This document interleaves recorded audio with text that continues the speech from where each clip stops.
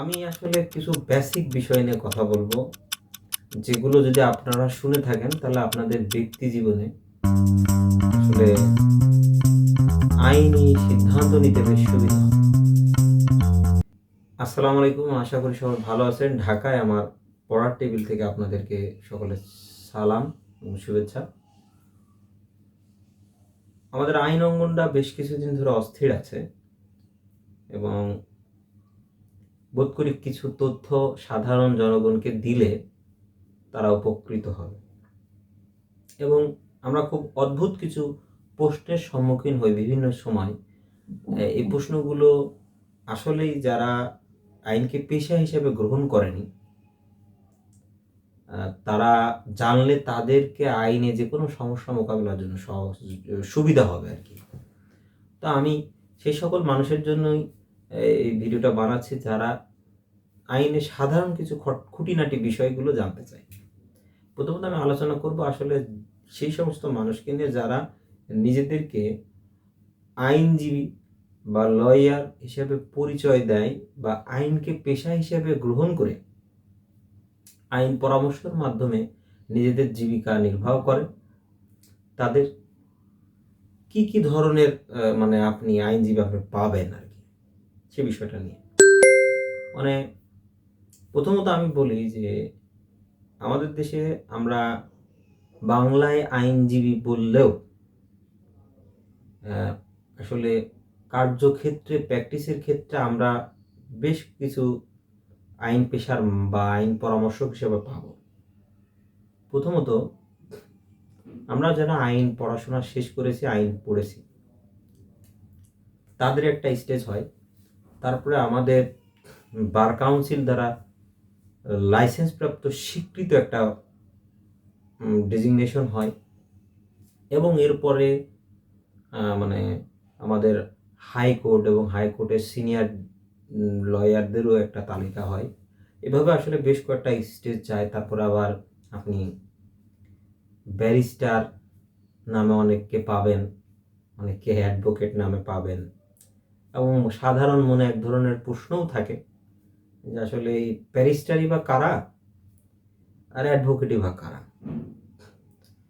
তো সব প্রশ্নের উত্তরই দিয়ে আমি আপনাদেরকে সহযোগিতা করব। প্রথমত আমি বলবো যারা আমাদের দেশে আইনে অনার্স শেষ করে বা আইনে অনার্স মাস্টার শেষ করে সনদ ছাড়া কোর্টে কোনো জজ কোর্টগুলোতে কোনো সিনিয়রের অধীনস্থ হিসাবে বিভিন্ন কোর্ট কার্যক্রমে অংশগ্রহণ করে তাদেরকে কি নামে ডাকা হয়?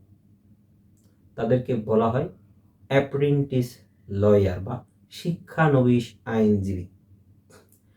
এবং এর পরবর্তীতে বার কাউন্সিলের পরীক্ষায় যারা পাশ করে, যারা সনদধারী হয় বিভিন্ন বারে, সেটা ঢাকা বারে হতে পারে, রাজশাহী বারে হতে পারে, ঝিনাইদহ বারে হতে পারে, রাজবাড়ী বারে হতে পারে, ফরিদপুর বারে হতে পারে, বাংলাদেশের যে সমস্ত জজ কোর্টগুলো আছে বিভিন্ন বারের আন্ডারে তারা সনদপ্রাপ্ত হয়ে বার কাউন্সিলের অধীনে একটা লাইসেন্স পায়।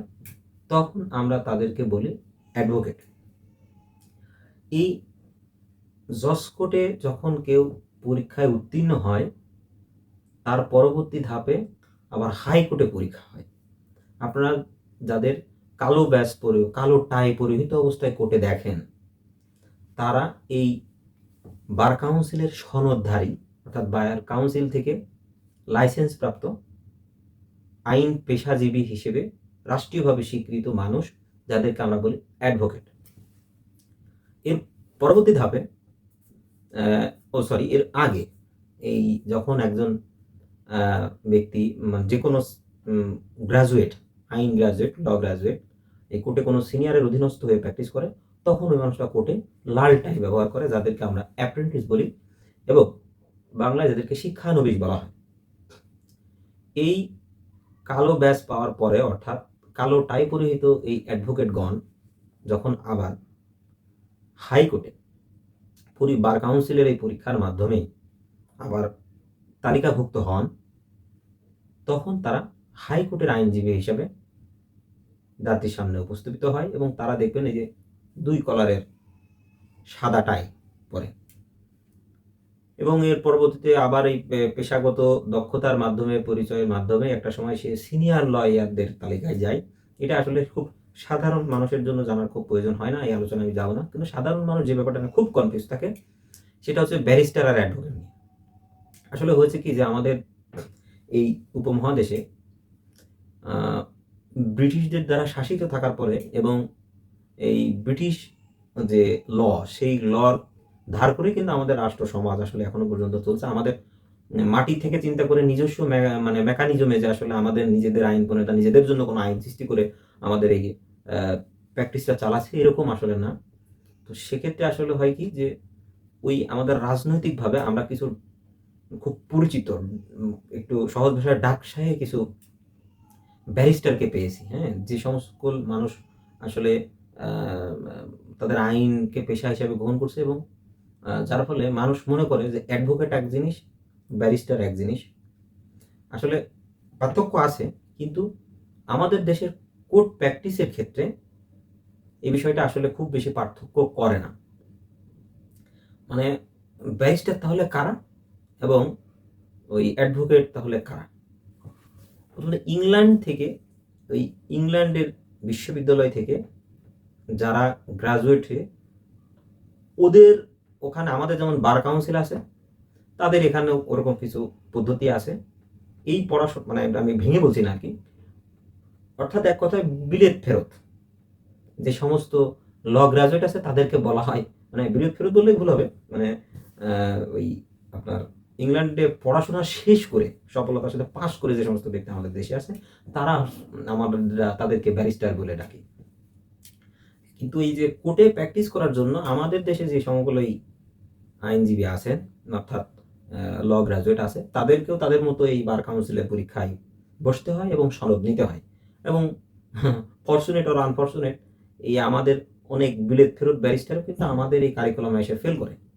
এবং আমাদের কোর্টের যে পদ্ধতি আছে, আমাদের কোর্টের যে আইন প্র্যাকটিস আছে, সেখানে তাদের খাপ খাইয়ে নিতেও সময় লাগে।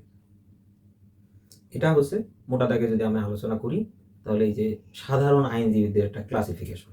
এখন আমি শেষ করার আগে আপনার কাছে যদি আমার কাছে যদি একজন আইনের ছাত্র হিসেবে, আইনে গ্রাজুয়েট একজন বা পরামর্শক হিসেবে যদি জিজ্ঞেস করেন যে আসলে আমরা তাহলে আমাদের মামলা মোকদ্দমার ক্ষেত্রে কার কাছে যাব, সেক্ষেত্রে আমি বলবো যে এমন একজন মানুষের কাছে যাবেন যে মানুষটা আপনি জানেন তাকে বিশ্বাস করা যায়, ট্রাস্ট করা যায়। ট্রাস্টফুল মানুষের কাছে প্রথমে আপনার এই মামলা নিয়ে যাওয়া উচিত এবং তার মাধ্যমে আপনি প্রয়োজনে পরবর্তী যে ধরনের পদক্ষেপগুলো থাকে সেই পদক্ষেপের দিকে ধাবিত হতে পারেন।